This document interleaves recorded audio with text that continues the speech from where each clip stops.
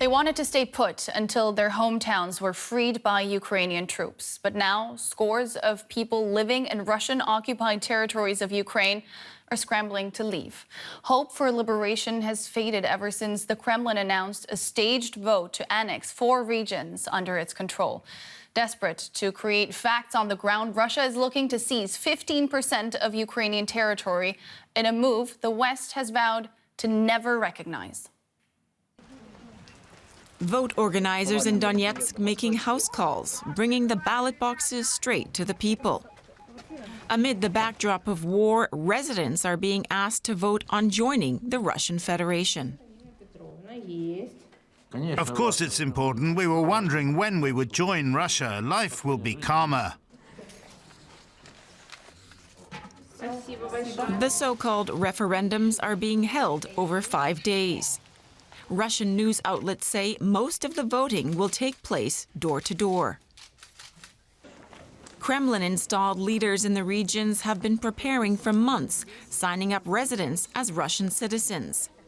In Luhansk, some see the vote as a way out of war and deprivation. I think the referendum will be for the best. Yes, that there will be water and electricity, and people will feel like they are on their native land. But for those who fled to Ukrainian-held parts of Zaporizhzhia, the votes are a sham. It's a violation of international law. It's a fake task to show that occupied territories want to join the Russian Federation, which is a total lie. Once the so-called referendums are completed, Moscow could then claim that its own territory is under attack with weapons provided by the West.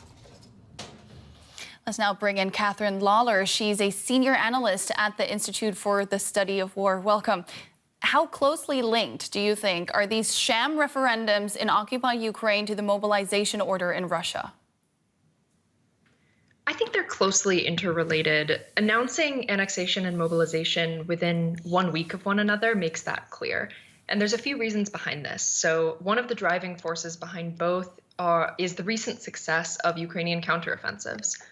Putin expected this to be a 72-hour war, and instead he's 8 months in and he's losing.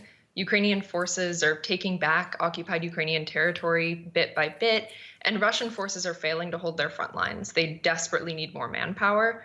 So the decision to forcibly mobilize hundreds of thousands of Russians is an attempt to address a few of the short-term needs of Russian forces. It allows them to backfill their front lines with untrained bodies, basically cannon fodder.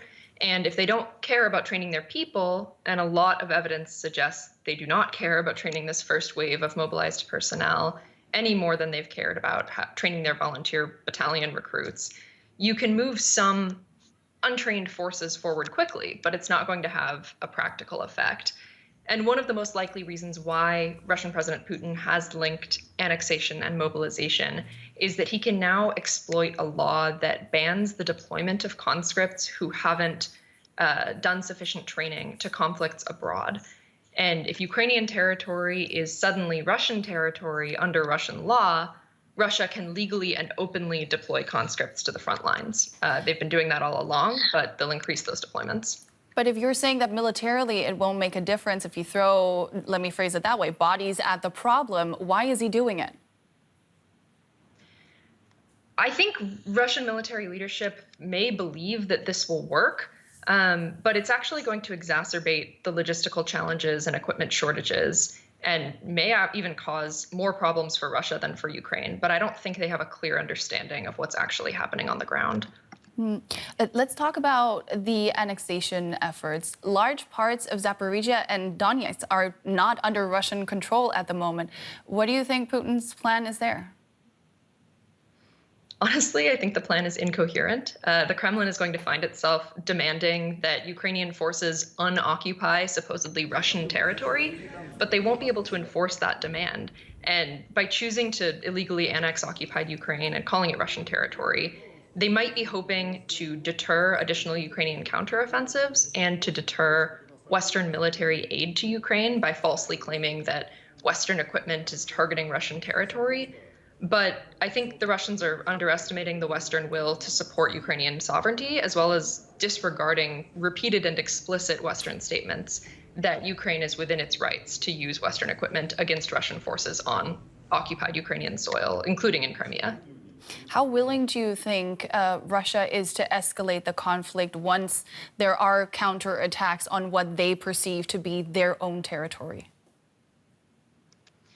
We'll have to wait and see, but Russian forces have not retaliated for Ukrainian attacks into Crimea in an escalatory way, and I wouldn't expect them to be capable of dramatic escalation in the near term while they're still mobilizing these forces.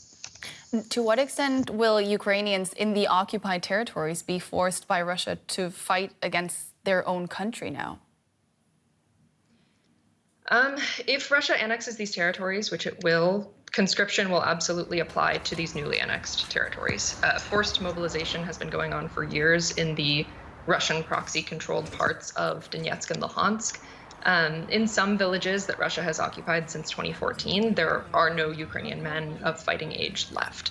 And public preparations are already underway in places like Zaporizhzhia and Kherson to forcibly mobilize Ukrainian civilians to fight against the Ukrainian military, likely with a metaphorical or physical gun to their backs. Already back in May, you correctly predicted all of what we're seeing today. How do you see the coming 3 months panning out? Realistically, I don't think Russia is going to be able to raise enough quality troops to change the course of this war in the short term, and probably not in the long term either. These reservists, they're not trained. They're not reservists like we would think of in the US or Europe. Many have no experience or maybe 1 year's experience as a conscript decades ago. Many don't want to fight. So the Russians are making the same mistakes that they've made all along, and they're throwing untrained men at the front lines to backfill into units that are already totally degraded and demoralized. They're exacerbating their own logistical shortages. So I think the war isn't close to over. It's not going to end in the next 3 months, but Ukraine will conduct successive counteroffensives into the new year to continue to liberate its territory. And Russia's mobilization and annexation of occupied Ukraine won't change the facts on the ground, which are that Ukraine is advancing and Russian forces are falling apart. We'll talk again in 3 months then. That was Catherine Lawler at the Institute for the Study of War. Many thanks. Thank you. Let's bring in Maria Kuznetsova. She's a spokeswoman for OVD Info, an independent NGO monitoring political prosecution in Russia. Ms. Kuznetsova, do you see the mood shifting? Are more Russians now openly turning their back on Putin and his war in Ukraine? Yeah, I would say that what we see now is a change of the regime, because for many years there was an agreement between Russian society and Vladimir Putin that the authorities do not intervene in personal lives of people, and in exchange of that, people do not ask questions about politics and about human rights violations. But that has already changed since Wednesday, and we definitely see a lot of people protesting who have never done that, and especially a lot of women joined protests. We have never seen such numbers of women protesting. The protests we are seeing, though, are mostly taking place in the bigger cities, in Moscow and St. Petersburg. How big is dissent really in the rest of the country? It's difficult to say precise numbers, but we've registered at least a few detentions in more than 40 Russian cities. So it's definitely not just about Moscow and St. Petersburg. It's also about Far East, Siberia, and Central Russia. In your latest report with OVD Info, you documented some of the arrests and some of the things that happened to people who went out to protest and were arrested. They were beaten. Some of them forced into conscription. We're fairly used to seeing authorities crack down on dissent in Russia. What's different this time? I would say that police is much more brutal now, even comparing to what happened in February and March. And what's really different is that 88% of people detained at protests in St. Petersburg, for example, they got arrests of 8 to 10 days after the protest. We have never seen such big numbers of people being arrested after the protest for, just a period of time. And it's also that 99% of people who went to the court after the protest are found guilty of illegal protests. And it's also a shift. And I would say what's unique is that now the police is openly calling protesters traitors, fascists, Nazis, and say that after the protest you will go to the war because it's your punishment. To what extent do you think, though, all of that we're seeing right now, the protests, the dissent, the arrests, will have a tangible impact on the war in Ukraine and Putin's effort to bolster troops?